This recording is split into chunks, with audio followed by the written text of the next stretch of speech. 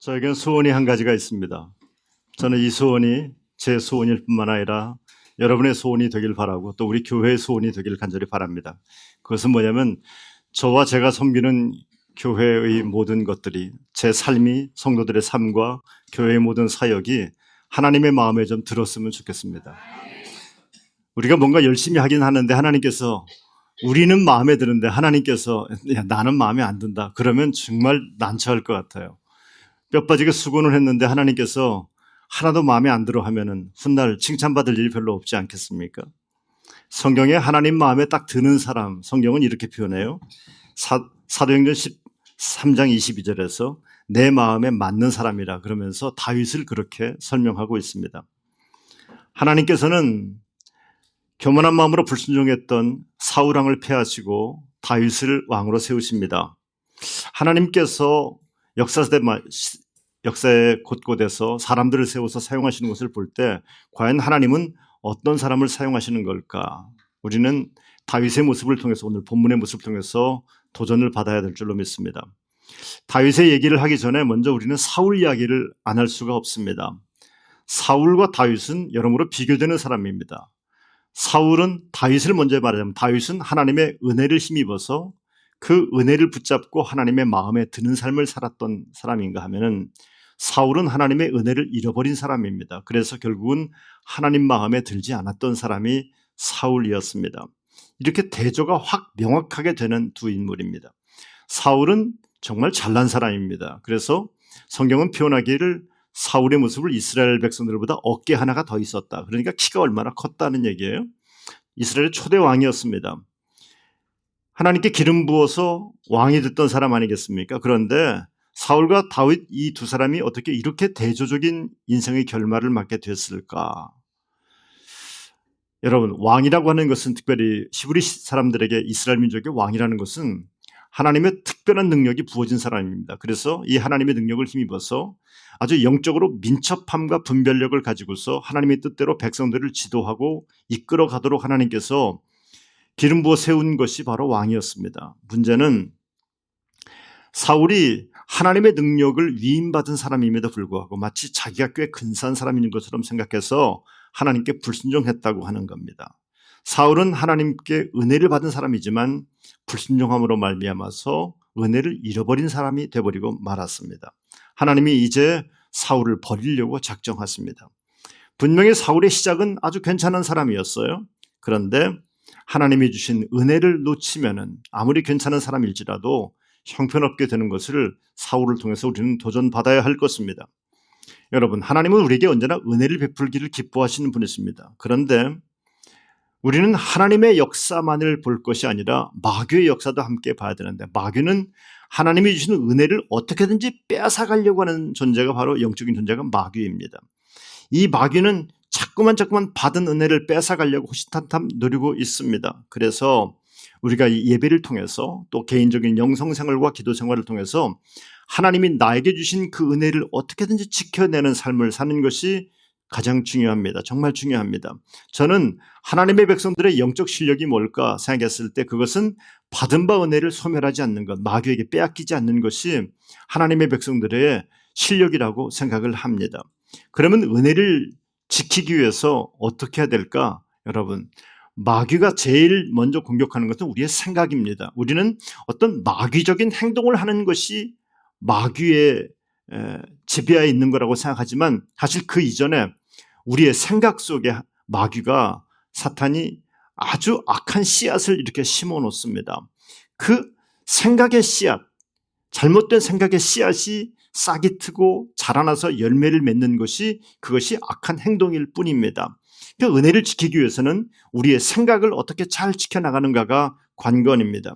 문제는 사울 왕도 하나님의 은혜를 받았습니다. 그래서 위치가 높아졌잖아요. 왕이 됐잖아요. 그런데 사울 왕이 생각했던 겁니다. 내가 왕인데 뭔들 못하겠냐고. 제사도 자기 멋대로 드리고 맙니다. 내가 왕인데 못할 게 뭐 있냐고. 맞아요. 왕이 못할 게 어디 있겠습니까? 왕은 뭐든지 다 할 수 있는 무소불위의 존재가 왕입니다. 그러나 오늘 이스라엘의 왕된 사울은 항상 염두에 둬야 됩니다. 내가 왕인 것은 하나님께서 나를 왕되게 하셨다는 겁니다. 저는 여러분들이 다 이 땅에서 출세하고 잘된 사람이 되기를 간절히 바랍니다. 높아지기를 간절히 바랍니다. 그러나 그렇게 높아졌을 때 왜 하나님이 나를 이렇게 높게 하셨을까를 생각하지 않으면 우리는 사울처럼 몰락할 수밖에 없습니다. 나 정도 이렇게 직분을 받았으면은 아니 내가 뭐 이 정도 내가 받을 만하니까 이 정도 받은 것 아니겠어 라고 하는 이 교만의 씨앗들이 자꾸만 자라나서 내 심령을 다 덮지 않게 되기를 바랍니다.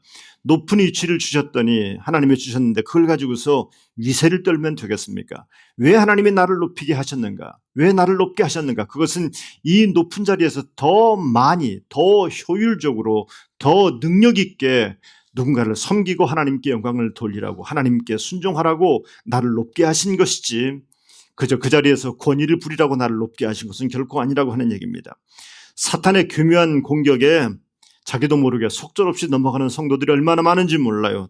여러분, 하나님이 위치를 높여주시면 높여주실수록 더욱 겸손하기를 간절히 바랍니다. 그것이 성도의 영적 생각을 잘 지키는 겁니다. 사울이 하나님의 마음을 놓치고 말았어요. 은혜를 놓치고 말았어요. 그리고는 하나님의 역사 속에 다윗을 등장시키십니다. 여러분, 어둠의 시대가 드리워졌을 때 성도들은 이렇게 말합니다. 아, 이제 정말 말세인가 보다. 끝났나 보다. 그러면서 세상의 종말에 대해서 스스로 판단해 버리고 맙니다. 이 어둠의 시대를 어떻게 해볼 재간이 없어서 몸부림치다가 자기 스스로도 포기해버리는 사람들도 많이 있습니다만, 그러나 하나님의 역사는 그렇지 않습니다. 교회의 역사를 보고 인류의 역사를 보십시오. 성경의 역사를 보십시오. 정말 어둠이 크게 달했을 때 하나님은 하나님의 사람들을 준비해 놓으셨습니다. 그 하나님의 사람들을 등장시키시고 공동체를 등장시키시고 교회를 등장시키셔서 역사를 회복시키고 새롭게 하시는 것이 하나님의 구원의 역사였습니다. 오늘 우리가 사는 이 시대를 흑암의 시대라고 말합니다. 정말 어느 한 구석도 멀쩡한 것이 하나도 없는 것처럼 보입니다. 가정도 학교도 문화도 사회도 정치도 경제도 어느 한 곳도 정말 멀쩡한 것이라고는 찾을 수 없고 정의를 찾을 수 없는 시대에 우리는 살아가고 있습니다. 그 시대에 교회마저도 이제는 교회마저도 사람들에게 존경받지 못하는 시대가 되어버리고 말았어요. 여러분, 세상 사람들이 교회 다닌다고 해서 우리를 존경합니까? 교회를 바라보면서 그들의 마음속에 두려움과 경외하는 마음이 생겼습니까? 전혀 그런 마음이 없습니다. 그런데 그러다 보니까 성도들의 마음속에도 그래, 이제는 하나님의 주님의 몸된 교회마저도 존경을 잃어버리고 있으니까 일단 정말 세상의 끝인가 보다 라면서 스스로 절망하고 포기하려고 그러는데 그렇지 않습니다. 하나님께서는 역사의 절망의 그 질곡의 끝에 있을 때 하나님은 하나님의 사람을 세우셨습니다. 그리고 주님의 몸된 교회를 등장시키셔서 역사를 회복시켰던 것이 인류의 역사였습니다. 바로 이때, 이 어둠의 때 새로운 사람, 새로운 교회를 하나님은 원하고 있습니다. 저는 문제는 하나님의 마음에 드는 사람의 등장이 필요합니다. 하나님의 마음에 드는 교회의 등장이 필요한 때라고 믿습니다. 저는 이런 새로운 부흥을 위해서 우리 교회와 성도들 한 사람 한 사람이, 그리고 제가 하나님 앞에 쓰임받기 위해서 뭘 먼저 해야 될까 생각해 봤을 때 정말 철저한 회개 운동이 벌어져야 된다고 생각합니다. 사실 역사가 이렇게 어둡게 된 것이 예수 안 믿는 사람들 탓이라고 우리는 말합니다만, 그러나 우리 탓은 없습니까? 교회의 탓은 없습니까?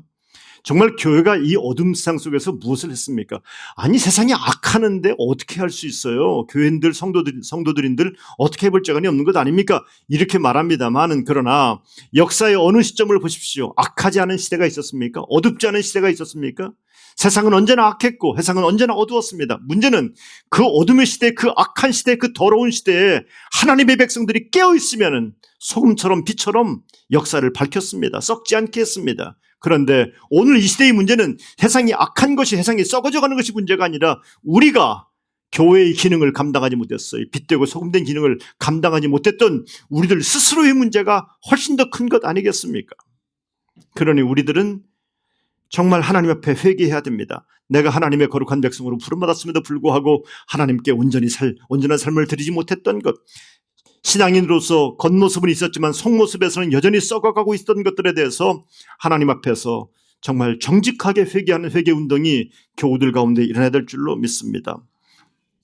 하나님의 마음에 맞는 사람, 이 하나님의 마음에 맞는 사람이 다 되고 싶어 합니다. 그런데 우리 안에 그냥 죄진 모습 그대로 하나님 마음에 들게 해주세요가 아니라 내 안에 있는 모든 추악한 것, 내 안에 잘못된 생각들, 행동들을 철저하게 회개한 이후에 하나님 마음에 합한 사람의 길을 걸어가야 될 줄로 믿습니다. 오늘 이 말씀을 읽으려면은 사무엘상 15장 말씀을 먼저 봐야 됩니다. 사무엘상 15장 35절에 보니까 사무엘이 죽는 날까지 사울을 다시 가서 보지 아니하였으니 이는 그가 사울을 위하여 슬퍼함이었고 여호와께서는 사울로 이스라엘 왕 삼으신 것을 후회하셨더라라고 말씀하셨어요. 다시 말하면 하나님께서 사울을 왕 삼은 것을 후회했다는 겁니다. 근데 후회라고 하는 단어가 오해를 불러일으켜요. 여러분, 후회가 무슨 말입니까? 자기 잘못 깨닫고 뉘우친다는 말을 후회라고 말하잖아요. 아니, 그러면 하나님께서 뉘우친다는 말인가? 그런 뜻이 아니라요. 여기서 표현하는 이 후회했다는 말은 슬퍼했다는 얘기입니다. 사울이 저렇게까지 망가진 것이 하나님이 너무나 가슴이 아픈 거예요. 여러분, 다윗은 하나님의 기쁨이 됐던 사람입니다. 그런데 사울은 하나님께 슬픔을 드렸던 사람이 사울이었습니다. 성도 여러분, 저는 이 다윗과 사울을 이렇게 비교해서 보면서 여러분의 모습을 제 모습을 한번 들여다볼 수 있게 되길 바랍니다. 과연 나는 하나님의 기쁨 되는 삶을 살고 있는가? 하나님이 나를 볼 때 아우 진짜 잘한다. 그래, 내 마음에 쏙 드는 일을 니네가 지금 하고 있구나. 이렇게 여길까? 아니면 내 걸어가는 발걸음이 하나님의 눈물과 함께 걸어가는 발걸음은 아닌지 한번 점검해 봐야 될 것입니다. 하나님께서 사무엘 선지자를 통해서 이제 새로운 왕을 이제 준비시키시는데 16장 1절의 이야기입니다. 여호와께서 사무엘에게 이르시되 내가 이미 사울을 버려 이스라엘 왕이 되지 못하게 하였거늘 네가 그를 위하여 언제까지 슬퍼하겠느냐? 너는 뿔에 기름을 채워가지고 가라. 내가 너를 베들레헴 사람 이새에게로 보내리니 이는 내가 그의 아들 중에서 한 왕을 보았느니라 하신지라 하면서 사무엘을 이새의 집에 보내서 이새의 아들들 가운데 한 명을 택해서 왕을 세우겠다라는 계획을 말씀합니다. 여러분, 하나님의 은혜는 우리에게는 기회입니다. 은혜는 기회입니다. 다시 한번 일어설 수 있도록, 다시 한번 돌이킬 수 있도록 하나님의 은혜는 날마다 부어집니다. 그런데 기회라는 게 뭔 말입니까? 그 은혜의 기회는 한도 끝도 없이 있는 것이 아니라 어떤 시점에서는 은혜의 기회마저도 주어지지 않을 때가 있다고 하는 얘기입니다. 사울에게는 은혜의 기회가 많았어요. 정말 돌이킬 수 있는 기회가 많았어요. 그런데 그 돌이킬 수 있는 기회를 포착하지 못했던 사울이었습니다. 안타까운 노릇 아닙니까? 여러분, 하나님께서 여러분과 저에게도 돌이킬 수 있는 기회를, 삶의 방향을 바꿀 수 있는 기회를 여러 차례 주십니다. 끊임없는 기회입니다. 문제는 그 기회를 낭비하는 사람들이 너무나 많습니다. 또 오겠지, 다음번에 하면 되겠지라고 생각합니다. 그렇지 않습니다. 어느 시점에서 그 기회가 오지 않을 때도 있다는 겁니다. 정말 나도 의식하지 않았는데 이번만큼은 기회가 없다라고 하나님께서 더 이상 너에게 기회를 주지 않겠다고 말할 날이 분명히 올 것입니다. 그때는 이를 갈며 슬피 울음밖에 없을 것입니다. 후회도 소용없게 될 것입니다. 그러니 하나님께서 여러분과 저에게 기회를 주셨을 때 그 기회를 낭비하지 않는, 그래서 우리 안에 있는 죄악을 온전히 해결하는 여러분과 제가 될 줄로 믿습니다. 요한일서 1장 9절은 이렇게 말하죠. 만일 우리가 우리 죄를 자백하면 그는 미쁘시고 의로우사 우리 죄를 사하시며 우리를 모든 불의에서 깨끗하게 하실 것이요. 뭐가? 회개가 이렇게 모든 불의에서 이 죄를 한번 벗어보려고 몸부림치고 발광을 해도 안 됐는데 회개를 했더니 모든 불의에서 우리를 깨끗하게 할 수 있는 능력이 뭐에 있다고요? 회개에 있습니다. 회개는 많은 말도 필요하지 않습니다. 그저 세리처럼 하나님, 나 정말 죄인입니다. 불쌍히 여겨달라고 그렇게 기도하는 겁니다. 바리새인은 그랬습니다. 내가 얼마나 당당한데, 얼마나 그럴듯한 말로 아주 번듯하게 기도했어요. 그런데 하나님이 기뻐하지 않았어요. 내가 이만큼 섬기는데 이 정도 죄는 용서해 주지 않겠나? 이게 바리새인의 마음이었을 것입니다. 이런 기도는 하나님이 받지 않습니다. 진정한 회개를 하지 않음에도 불구하고 하나님이 내 인생을 그대로 내버려둔 것 같잖아요. 아무 일도 없는 것 같잖아요. 그러면 정말 정신 차리십시오. 정말 정신 차리십시오. 제일 무서운 것은 하나님의 심판인데 어쩌면 내 인생이 회개를 하지 않았음에도 불구하고 그렇게 멀쩡하다는 것은 어쩌면 하나님의 심판이 이미 임했을지도 모릅니다. 그러니 회개하시기를 간절히 바랍니다. 여러분, 자식이 잘못했을 때 혼내야지 부모 아닙니까? 남의 자식은요, 혼내지 않아요. 괜히 집안끼리 쌈나니까요. 그런데 내 새끼가 잘못하면 혼내지 않습니까? 근데 하나님께서 당신의 자녀임에도 불구하고 혼내지 않는다는 말은 말이에요. 이게 얼마나 무서운 건지 몰라요. 죄를 졌음에도 멀쩡하다고 아유 안심이다가 아니에요. 아니에요. 무서운 거예요. 사람은 연약하기 때문에 늘 넘어질 수밖에 없습니다. 넘어진 것은 실패가 아닙니다. 정말 실패가 뭔지 아십니까? 회개하지 않고 사는 것이 실패입니다. 회개하지 않고 사는 게 실패입니다. 하나님의 마음을 얻기 위해서, 하나님의 마음에 들기 위해서 아주 철저한 회개가 우리에게 있게 되길 간절히 바랍니다. 특별히 하나님은 우리의 중심을 보신다고 성경은 말씀하고 있습니다. 사람은 외모를 보거니와 나 여호와는 중심을 보느니라. 7절은 그렇게 말씀하고 있어요. 저는 이 말씀이 상당히 부담스럽습니다. 여러분, 우리는요, 부끄러운 것들은 다 가렸어요. 다 가리고 나왔습니다. 그리고요, 뭐 화장술도 좋고 또 우리의 부끄러운 과거도요, 다 가릴 수 있어요. 다 가릴 수 있습니다. 그래 다 가려서 체면도 세우고 좀 애햄털털 하려고 그러는데 하나님께서 우리에게 나는 중심을 봐. 너의 죄를 내가 알아. 너의 약점을 내가 알아. 내 덮어놨던 허물을 내가 알아. 중심을 하나님이 보시겠다는 말입니다. 여러분, 그러니 우리 중심을 보시는 분이 하나님이시니 사람의 눈을 의식하고 사람의 평가를 의식하지 말고 하나님의 눈과 하나님의 평가를 의식하며 살게 되길 간절히 바랍니다.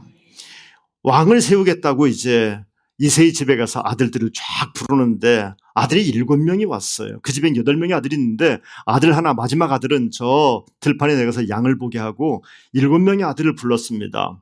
근데 이 7명의 아들은 이새가 볼 때에도 나름대로 꽤 근사한 아들이었던 것 같아요. 우리식으로 표현해 보면요, 탁월했고 유능했어요. 이렇게 표현하면 더 쉬울까요? 스펙도 괜찮았어요. 다양한 스펙을 갖고 있는 실력 있는 아들들이었어요. 누가 왕이 돼도 부끄럽지 않은 괜찮은 아들이었습니다. 그런데 하나님께서는 이새의 아들들의 스펙을 보지 않았습니다. 그가 얼마나 유능한지, 그가 얼마나 탁월한지를 보지 않았습니다. 하나님이 보신 것은 이새의 아들들 가운데 신실함이 없었다는 겁니다. 신실함이 없었다. 그래서 아니야를 하나님께서 7번씩이나 했던 겁니다. 여러분, 저는 여러분들이 그렇다고 해서 여러분들에게 스펙을 쌓지 말아라, 공부하지 말라는 얘기는 결코 아닙니다. 저는 그런 스펙이 다 있게 되길 바랍니다. 그러나 그 스펙보다도 내가 하나님을 향한 신실함이 더 중요하다는 것을 깨닫게 되길 바랍니다.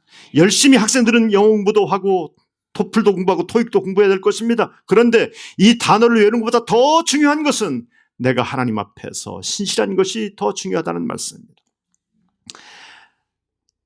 사무엘이 물어봐요. 네 아들들 다냐? 여기 다 왔냐? 물어봅니다. 근데 아직 막내가 있습니다 라고 말합니다. 이 막내라는 말이 헤브리 말로 카탄이라는 말입니다. 우리는 막내 그러면 뭐예요? 우리 집에 제일 이쁜 녀석이에요. 금쪽 같은 녀석이에요. 이게 막내입니다. 우리들은 그 생각하잖아요. 그런데 이 카탄이라는 말은 참 기분 나쁜 말입니다. 듣는 사람 진짜 기분 나쁜 말입니다. 이런 뜻이에요. 하찮은 사람, 그냥 별로 중요하지 않는 사람 표현할 때 카탄이라는 표현을 썼어요. 여러분, 아니 이새도 해도 출생의 비밀이 있는 것도 아니고, 아니 어떻게 자기 아들을 카탄이라 그럴까요? 하찮은 애가 하나 남아있는데요. 별로 중요하지 않은 애가 하나 남아있는데요. 만약에 일부 때도 물었는데, 만약에 혹시 여러분들이 아버지한테 이런 얘기를 듣고서 카탄이라는 말을 듣고서 들판에 양을 몰고 나갔다면 여러분은 어떻게 하겠습니까? 얼마나 기분 나빠요. 그런데 이 양을 치는 다윗의 중심은 어땠습니까? 아버지를 향한 충성스러움이 있었습니다. 아버지를 향한 신실함이 있었습니다. 유능한 스펙은 없었지만 그 안에는 하나님을 향한 신실함이 있었습니다. 정직했습니다. 불평하지도 않았습니다. 그저 맡겨진 자리에서 정말 충성스러운 목자의 길을, 목동의 길을 걸어갔던 겁니다. 믿음이 뭡니까? 우리가 교회에서 믿음 생활한다 그러는데 이 사람 믿음 생활하는 사람이에요. 그 믿음이 세상에서는 무슨 의미가 있습니까? 성경을 몇 번 읽었습니다가 여러분 직장 생활에서 무슨 효과가 있습니까? 그거 가지고서 토익 점수도 아니고 그거 가지고서 유학 갈 수 있겠습니까? 내가 교회 다니면서 믿음 생활을 갖고 있다는 게 무슨 말입니까? 학생에게 믿음은 무슨 의미가 있고 직장 생활은 무슨 의미가 있겠습니까? 일터에 직장 일을 한다면은 나에게 맡겨진 자리에서 회사에 종이 한 장이라도 아껴가면서 회사를 돌보는 것, 일하는 것, 그것이 믿음입니다. 그 신실함이 있어야 됩니다. 학생들은 열심히 공부하는 것, 그게 믿음 생활입니다. 그 신실함이 있어야 됩니다. 믿음 생활 한다 그러면서 나는 막 철야를 하고 금식을 했습니다 그러면서 회사 가서는 밤낮 잠이나 자고 말이에요. 농땡이나 피고 말이죠. 그러면은 그건 믿음이 아니에요. 그 안에는 신실함이 없어요. 종교 생활을 했을지 모르겠습니다만은 그 안에 신실함은 없는 겁니다. 오늘 저 사람이 회사의 과장이 아니라 저 사람이 하나님이라고 하는 마음을 가지고서 하나님 앞에서 일한다는 마음을 가지고서 내가 살아가는 겁니다. 그것이 신실한 하나님의 백성들의 믿음인 줄로 믿습니다. 하나님의 말씀대로 사는 것 쉬운 것 결코 아닙니다. 그런데 하나님은 그 신실한 중심을 기뻐하십니다. 사람의 눈이 아니라 하나님의 눈을 의식하시길 바랍니다. 사람의 이목이나 사람의 평가에 연연하지 말고 하나님의 마음에 드는 삶을 살게 되기를 간절히 바랍니다. 다윗이 사람 보기에는 가탄, 하찮은 존재였을지 모르겠어요. 그런데 하나님이 기뻐하는 사람이었어요. 그러다 보니까 이 신실한 삶을, 중심이 하나님 마음에 합한 삶을 살아가는 다윗의 인생 속에서 뭐가 생겼냐면요, 간증거리가 막 나타나는 겁니다. 들판에서 양을 몰다가 또 맹수들과 싸우다가 뭐 이러면서 하나님께서 자기를 얼마나 보호하시는지, 얼마나 나를 좋은 길로 인도하시는지를 고백하는 겁니다. 그 고백이 뭡니까? 그 간증거리가 뭡니까? 시편의 이야기입니다. 간증이 있어요. 간증이 있어요. 어렵고 힘든 상황 가운데서도 신실하게 믿음을 지키면서 살아갔던 사람들에게는 간증거리가 있습니다. 성도 여러분, 누군가가 간증하는 것을 부러워만 하지 말고 여러분의 인생에도 하나님을 신실하게 믿음으로 신실하게 살아감으로 말미암아 간증거리가 많아지길 간절히 바랍니다. 여러분, 왜 우리 간증거리가 없는 줄 아십니까? 돈은 많이 벌었지만 여기에 편법이 사용되었거든요. 찝찝함이 있거든요. 그러니까 그 물질이 간증이 되지 못하는 거예요. 그런데 아주 작은 일이지만 정말 믿음을 지켜가면서 신실하게 살려고 몸부림치다가 이런 작은 결과를 얻었어요. 간증거리가 되는 겁니다. 간증거리가. 여러분의 인생이 간증이 많아지길 축복합니다. 사무엘이 들에서 양을 치는 카탄, 소위 카탄이라고 하는 하찮은 존재를 불러드립니다. 걔 안 오면 내가 밥도 안 먹겠다고 말합니다. 여러분, 한번 영적인 상상을 한번 동원해 보세요. 이새가 급하게 전가를 보내가지고서 빨리 오라 그래서 다윗이 막 정신없이 뛰어왔을 겁니다. 안 그렇겠어요? 그러니 다윗이 집으로 들어오는 꼴을 한번 보면은 말이죠, 이렇게 표현하는 게 옳을까요? 거지 발사계 같았을 것이다. 땀은 범벅이었을 것이고 급하게 뛰어오느라고 흙먼지는 뒤집어 썼을 것이고 정말 거지 발사계도 이런 거지 발사계는 없을 겁니다. 냄새는 풀풀 났을 것이고, 그런데 12절은 이렇게 말합니다. 여호와께서 이르시되 이가 크니 일어나 기름을 부으라 하는지라. 이가 크니. 이 말 듣고 싶은 거예요. 이 말 듣고 싶은 거예요. 하나님이 인정한 말, 이가 크니. 인간적인 눈으로 볼 때는 거지 발사기 같았을 거예요. 그런데 니들이 볼 때는 거지 발사기 같고 냄새나는 가탄일지 모르겠지만 내가 볼 때는 For this is he. 이가 크다. 이가 크다라고 말하는 겁니다. 그 다윗을 통해서 이스라엘의 회복이 이루어지지 않습니까? 교회가 거룩함을 잃어버리고 세상이 교회를 존경하지 않고 교회가 빛과 소금의 능력을 잃어버리고 성도들도 빛과 소금된 삶을 살지 못해서 암흑이 암흑을 더하는 이 땅에 하나님께서 지금 바로 그를 찾고 있습니다. 그 사람, 그 교회가 바로 여러분이 되고 제가 되고 우리 교회가 되기를 저는 간절히 원합니다. 제가 설교했던 성도들이 이 말씀을 붙잡고 하나님 앞에 중심의 신실함으로 살아가는 모습을 보면서 하나님께서 이가 크다라고 말하는 이 모습을 나는 꼭 보고 싶습니다. 하나님의 마음에 맞는 사람, 중심을 보시는 하나님 앞에서 우리의 마음을 늘 중심을 새롭게 하기를 바랍니다. 모든 순간 하나님을 의식하십시오. 그리고 늘 회개함으로 여러분의 영적 생활을 순결하게 지켜가는, 그래서 마지막 때 하나님께서 정말 칭찬해 주시는, 그리고 이 땅에서도 하나님이 원하시는 바로 그 사람, 그 교회의 사명을 감당하는 하나님의 마음에 기쁨되는 우리 모두가 되기를 주님의 이름으로 축원합니다.